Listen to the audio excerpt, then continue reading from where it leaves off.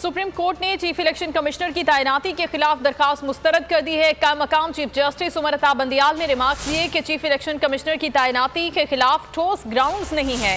Retired civil servant हैं। Election commission में इस वक्त कोई हाजिर सर्विस जज नहीं। चीफ इलेक्शन कमिश्नर और चेयरमैन नैब जुडिशियल अफसरान नहीं होते।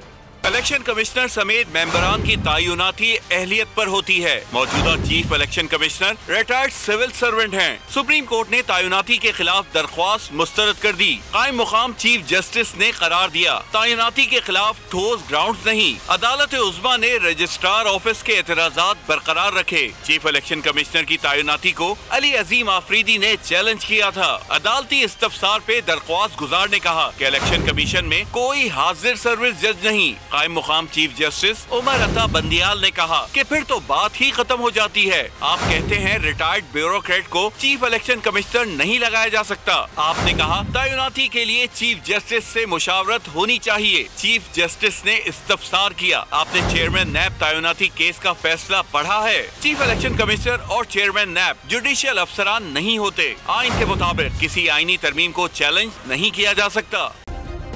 सब्सक्राइब करें और बेल दबाएं ताकि कोई खबर रह न जाए।